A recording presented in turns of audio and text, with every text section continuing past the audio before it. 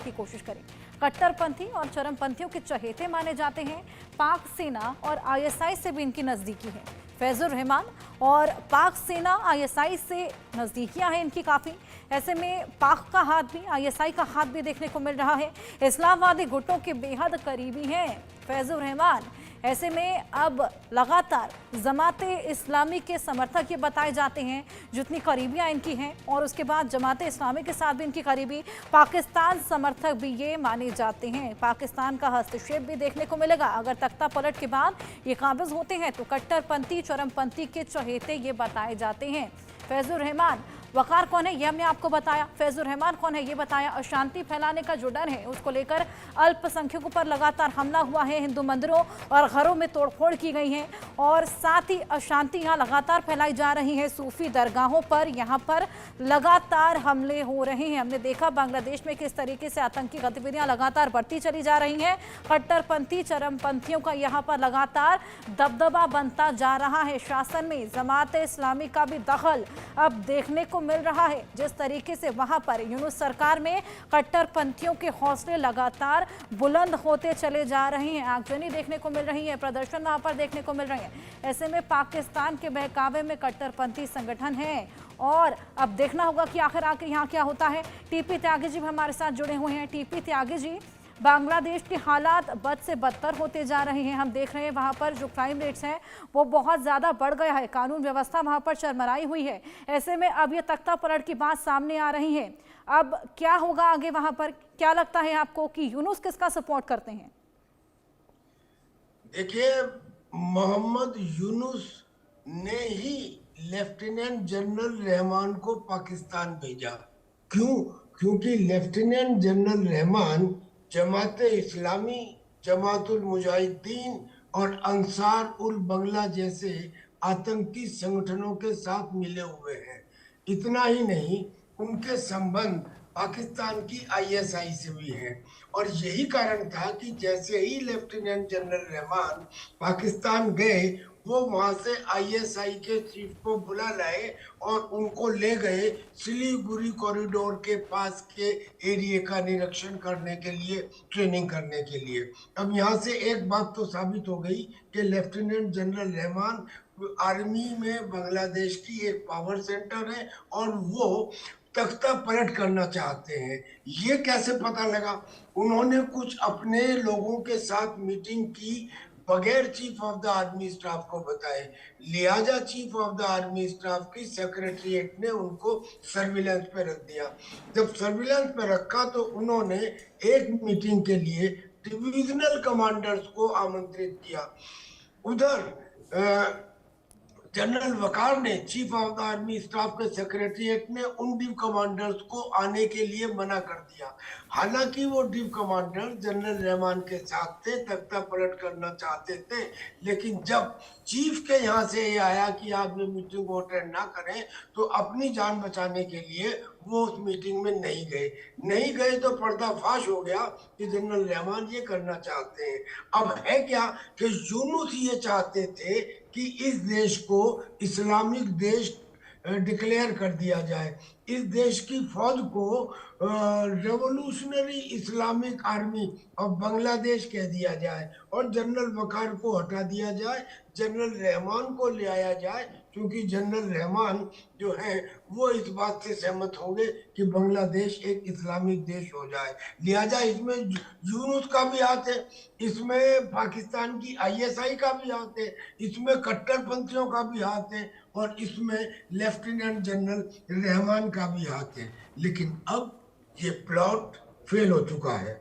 Now action has been is likely to be initiated. और देखिए, फौज के एक्शन इस तरह के होते हैं कि अगर वहां पे कूप के बारे में बिल्कुल क्लैरिटी आ गई है तो वहां पे वो एक्शन में सेंटेंस टू डेथ भी हो सकता है।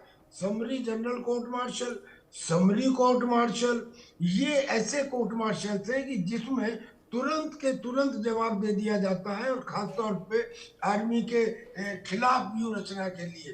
तो अब क्या होने वाला ये तो भविष्य बताएगा, लेकिन एक बड़ी साजिश को नाकाम कर दिया गया। मैं संजीव श्रीवास्तव जी की बात से इसलिए सहमत हूँ कि जनरल वकार जो है, इनको कहा जाता है साहब ये तो शेख हसीना के रिश्तेदार हैं। अरे शेख हसीना के रिश्तेदार तो हैं, लेकिन क्या उस समय ये मौजूद नहीं थे जब शेख हसीना के ऊपर वहां के स्टूडेंट्स ने हमला किया था? ये अगर चाहते तो उसे रोक सकते थे, और शेख हसीना ने इनसे कहा था कि इनके ऊपर गोली चलाओ, लेकिन इन्होंने वो नहीं किया। इन्होंने अलबत्ता शेख हसीना को, being the chief of the country, बाहर निकलवा दिया। तो इसके अंदर ये नहीं कह सकते कि ये अलाइन है। ये एक बेटर फेस है, एक संतुलित फेस है।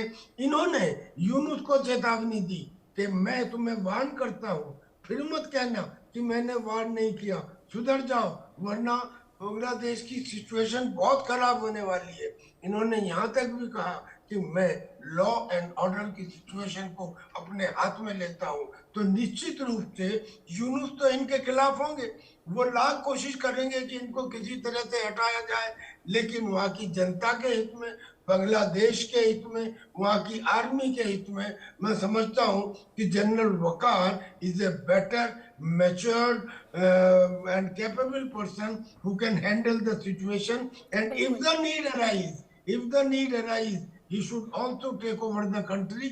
सीधी बात है, वहां पे तो 29 ऑलरेडी अब तक कूप हो चुके हैं। तो बांग्लादेश में ये कोई नई बात नहीं है, लेकिन वो कूप जो हुए होंगे, वो कूप अपनी स्वार्थ के लिए हुए होंगे।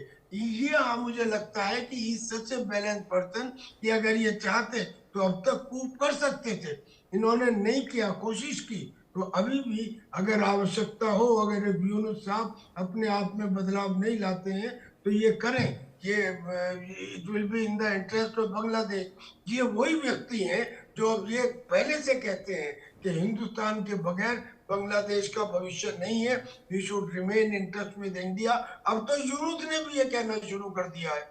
तो जब दोनों पार्टीज एक लेवल पे आ जाएं, तो हमारा as a representative of India यही कहना होगा कि either good sense prevail or let the army rule under general Waqar should prevail.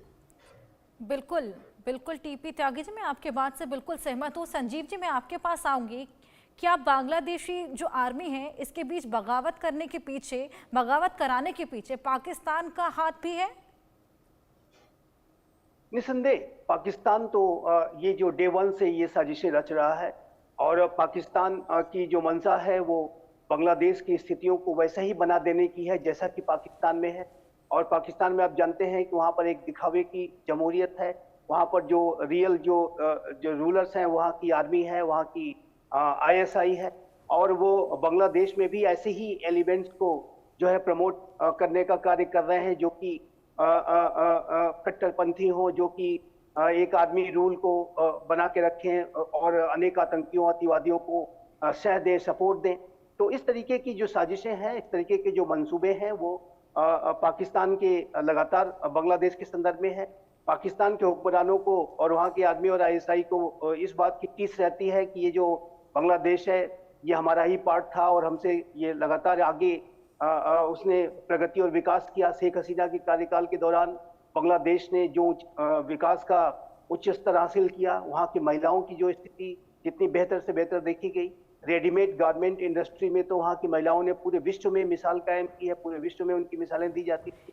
Bangladesh लगातार उत्थान और विकास की राह पर आगे बढ़ रहा था। तो ये भी सब सारी जो स्थितियां हैं वो पाकिस्तान के हुक्मरानों को जो है सालती थी, और ऐसे में वो लगातार इस बात की साजिश रचने में संलग्न रहे कि किस तरीके से बांग्लादेश को फिर से बैकवर्ड तरीके से ले जाया जाए, बैकवर्ड ट्रैक पे, और पाकिस्तान जैसी स्थितियों को ही बना दिया जाए। तो ये आपने जो सवाल किया है, बिल्कुल पाकिस्तान इसमें साजिश में शामिल है।